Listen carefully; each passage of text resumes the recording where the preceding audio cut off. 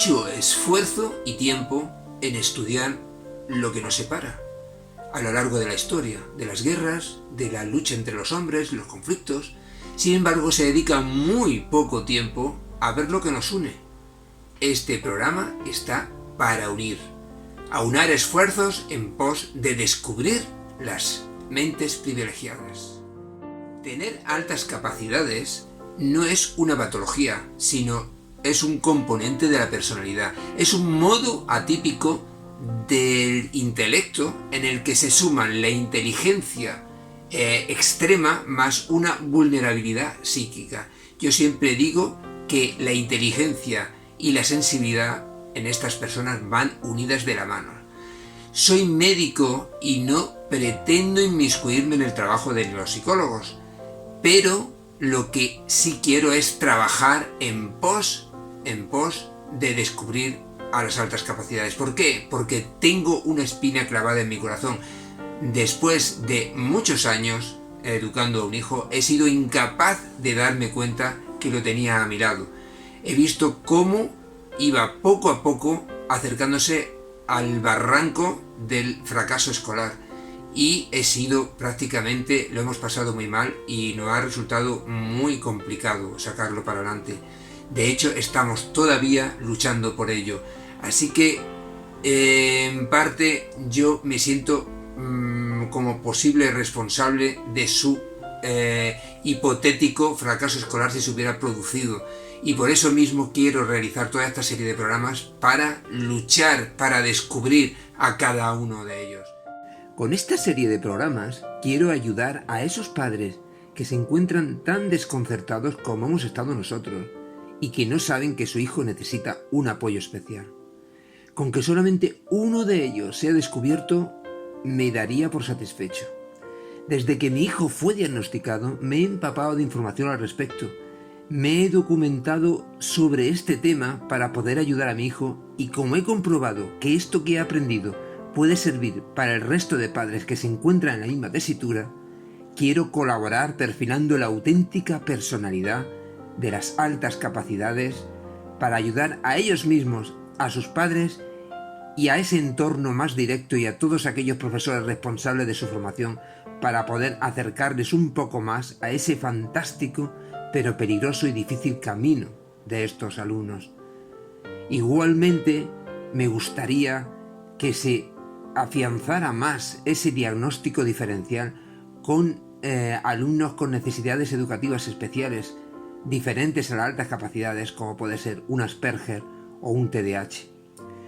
Digo difícil camino porque deben de tener un tratamiento especial y muy bien cuidado a lo largo de su formación académica para sacar de ellos lo mejor. Y digo peligroso porque en este camino, si no se realiza adecuadamente, pueden perder el estímulo, sus ganas y, lo más preocupante, hundir su autoestima. La incultura social y, lo más triste, la incultura académica considera al superdotado, falsamente al superdotado lo considera como una persona aventajada. Se confunde inteligencia y rendimiento. Estas personas, si no se les trata adecuadamente, a pesar de ser muy inteligentes, suelen tener un rendimiento académico muy pero que muy bajo, que conduce en un alto porcentaje de casos a fracaso escolar. En estos pacientes, en estas personas, se asocia inteligencia cuantitativa elevada más una inteligencia cualitativa distinta, que puede ser una fuente de sufrimientos y fracasos. Aquellos que piensen que las capacidades intelectuales de estas personas no son fuentes de dificultades y fragilidad para ellos, están en un error y demuestran una incultura manifiesta. Aquellos que crean que tener altas capacidades no es motivo para preocuparse, deberían de culturizarse un poco más. Este 2% necesita ayuda, mucha ayuda, para poder reconducirlos en esta exigente sociedad.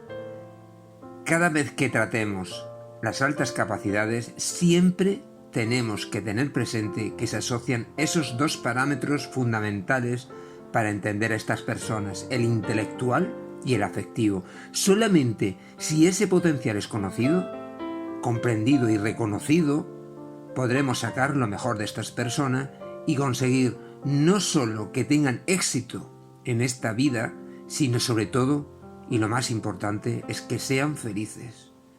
Un superdotado depende siempre del contexto afectivo. La carga emocional es básica para ellos. Es fundamental diagnosticar las altas capacidades a tiempo en una edades tempranas, porque estos niños son muy frágiles psicológicamente y protagonistas en muchas ocasiones de una trayectoria escolar caótica. Si no se diagnostica a tiempo, suelen terminar no solamente en un fracaso escolar, sino también en un fracaso emocional. Si no se les diagnostica a tiempo, las dificultades afectivas irán limando su ego. En la adolescencia se descompensarán, momento en el que explotan, y la autoestima se hundirá por el suelo, dando como resultado cuadros clínicos muy difíciles de tratar y un pronóstico, en ocasiones muy oscuro. De todas formas, aunque algunos adultos superdotados consiguen el equilibrio, muchos otros suelen tener un camino bastante problemático. Por eso mismo tenemos que descubrirlos a tiempo, por eso mismo quiero hacer estos programas. Aunque la ciencia ha avanzado algo en este camino y la sociedad y el sistema educativo empieza a aceptarlos como personas que precisan una ayuda especial, poco más se ha avanzado, ya que faltan profesionales especializados y las estructuras apropiadas son inexistentes. En estas circunstancias sufren tanto los propios padres, que se encuentran completamente perdidos ante la situación, por ejemplo nosotros, y sobre todo sufre la persona afectada de altas capacidades. Solemos utilizar el término diagnóstico cuando nos referimos a la identificación de las altas capacidades o superdotación. Sin embargo, atendiendo al significado real de la palabra, deberíamos hablar mejor de identificación. En España, las identificaciones oficiales las realizan las comunidades autónomas y cada una tiene unos criterios diferentes. La palabra diagnosticar, según la Real Academia de la Lengua Española, significa, en su primera acepción, recoger y analizar datos para evaluar problemas de diversa naturaleza. Y en la segunda acepción, determinar el carácter de una enfermedad mediante el examen de sus signos. En el primer caso, diagnóstico significa evaluar un problema y en el segundo, una enfermedad. Y las altas capacidades no son ni lo uno ni lo otro. Deberíamos entender las altas capacidades intelectuales no como un problema ni una enfermedad, sino como un don, como un auténtico regalo. Tener altas capacidades en un niño no significa que sean diferentes al resto, siguen siendo niños como todos los demás. No es un genio atrapado en el cuerpo de un niño.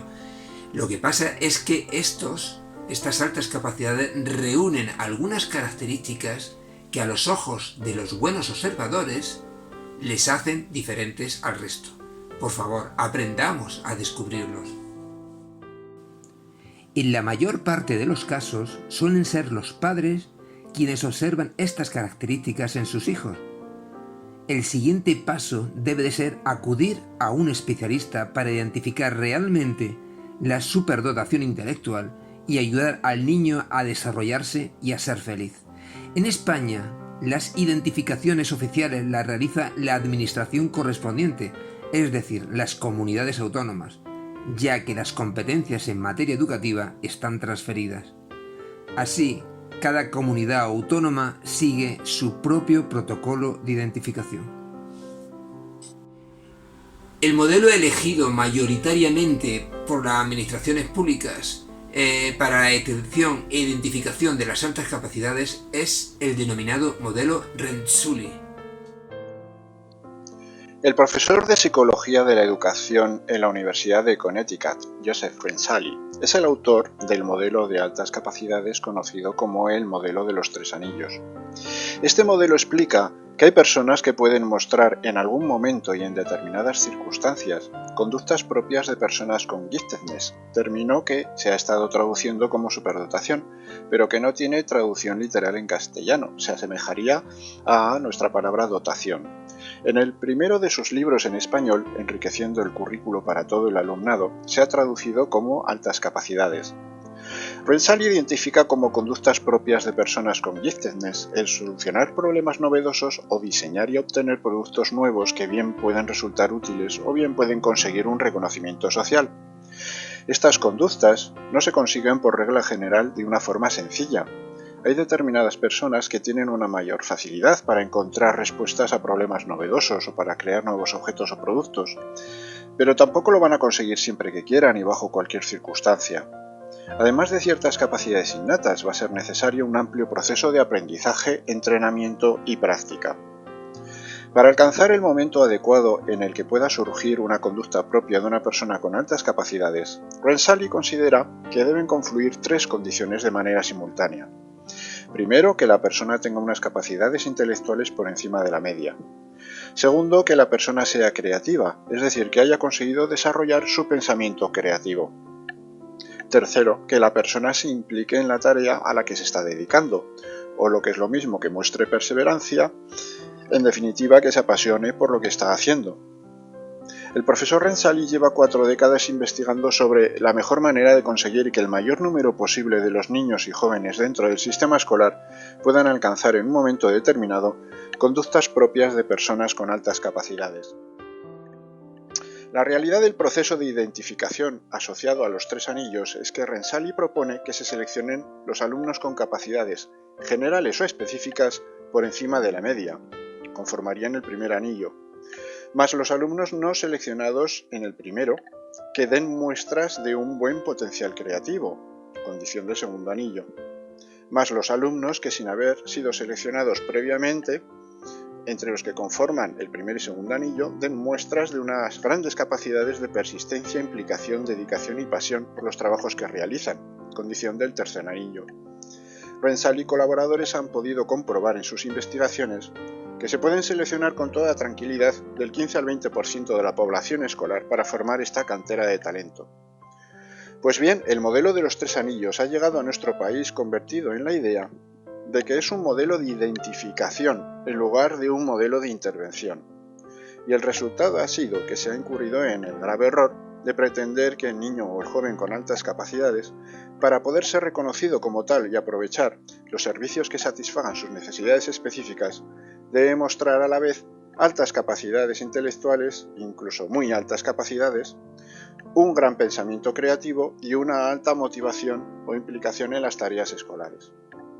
La diferencia entre la realidad del modelo y la errónea interpretación que se ha realizado en España y en otros países es clara. En el sistema de identificación de puerta giratoria se utiliza la conjunción O para identificar a los alumnos y se busca un porcentaje entre el 15 y el 20% de la población escolar. Con la interpretación que se está llevando a cabo, incluso en algunas normativas autonómicas, se utiliza la conjunción Y. Se exige que se cumplan los 3 requisitos a la vez, y esto provoca la exclusión de un gran número de alumnos. La población escolar identificada se encuentra en este último caso entre el 1 y el 2 por 10.000 de la población escolar. Si tenemos en cuenta que la escuela apenas potencia el pensamiento creativo y que la rutina, la simplicidad y la falta de motivación hacia los alumnos dominan dentro de la dinámica escolar tanto en la etapa primaria como secundaria, es realmente complicado encontrar estudiantes que cumplan todos los requisitos a la vez. Si para enseñar a los alumnos a leer y a escribir les exigiésemos que antes de empezar supiesen leer y escribir, nos encontraríamos con una situación similar a la que está ocurriendo en nuestro país con la atención a los alumnos con altas capacidades, sobre todo en las autonomías en las que se está utilizando el modelo de los 3 anillos como método de identificación. Ante todo, debe de ser un equipo multidisciplinar el que haga un diagnóstico certero de altas capacidades. Actualmente cada comunidad autónoma tiene sus propios criterios para determinar si un alumno presenta necesidades específicas de apoyo educativo por sus altas capacidades. Por ejemplo, en algunas comunidades autónomas, por ejemplo Madrid, suelen exigir 3 requisitos. 1. presentar una capacidad intelectual general equivalente en escala al coeficiente intelectual a 130 o superior. O sea, en esa solamente se incluye el 2% de la población. 2. Evidenciar un alto potencial creativo, un percentil 60 o superior, valorado mediante pruebas objetivas. Y 3. Presentar un perfil aptitudinal armónico. En estos casos, según estos criterios y según explica el propio centro Renzulli, la existencia de estos requisitos responde a una mala interpretación del modelo de los 3 anillos de Renzulli, director del Centro Nacional de Investigación sobre Dotados y Talentosos. Según Renzulli, las altas capacidades no es algo estático, estable, regular y sin cambios. Los que disfrutan de las altas capacidades fluctúan y dependen de su inteligencia personal, del talento creativo y de la motivación, una cuestión fundamental para que estos niños progresen.